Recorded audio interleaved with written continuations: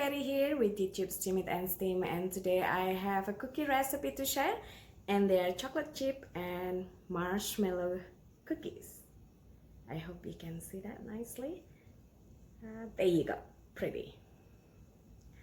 So sorry about that.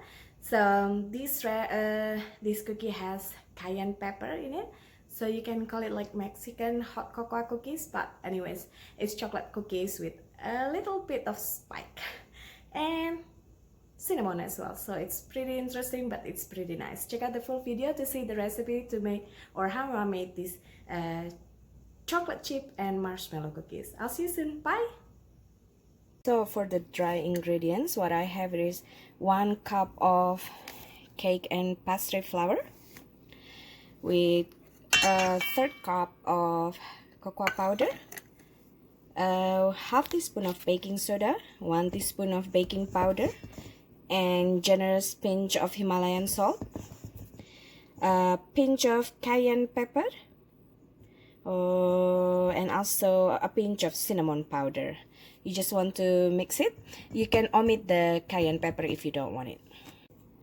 You want to mix it until it's combined. If you see some clumps, you can either sift the flour and the cocoa powder,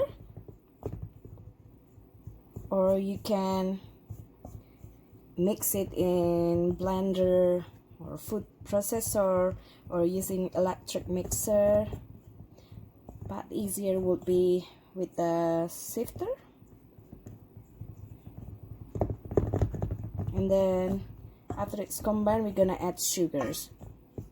So this is 1/4 cup of regular sugar and 1/4 cup of dark brown sugar. You can use coconut palm sugar if you have it. I love using coconut palm sugar, but they are very pricey, so you can use light brown sugar or dark brown sugar, but this time I'm using dark brown sugar. After this, we're gonna add in the almond butter. So if your almond butter is not liquidy or not too wet or not too oily, but it's kind of clumpy and absorb of the oil, you can add a little water and then or milk and then heat it in microwave just to make it a little bit softened or wet. You just want to sort of mix it until combined nicely. Now what I have here is the almond butter. It's about 1/2 to 3/4 cups of almond butter, and also 1/2 cup of cashew milk.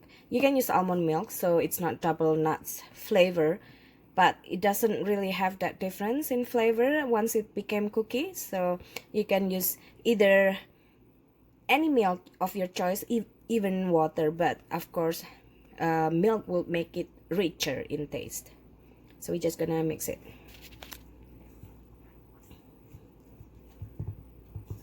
To the mixture, into the dough, you want to add 2 handful of dairy-free chocolate chips and 2 handful of gelatin-free marshmallow or vegan marshmallow. Now we're just gonna scoop the dough and flatten it a bit, and then we're gonna bake.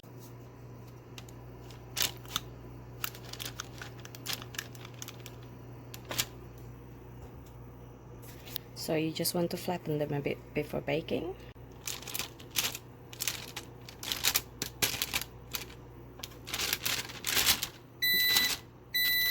Oven is ready. You can use spoon or fork. It's just to flatten them a bit. Dough is sticky. Okay, oven is ready. We're gonna bake. This is preheated 350 Fahrenheit convection oven. We're gonna try to bake it to 8 to 10 minutes because oven heat is varies from one oven to the other. Sometimes it's 8, sometimes it's 10. Once you take out the cookie tray from the oven, you want to leave them for 3 to 5 minutes in the tray and then move them to cookie rack, or you can leave them so they are crispy on the outside and they should be soft and pillowy in the middle, so that should be nice.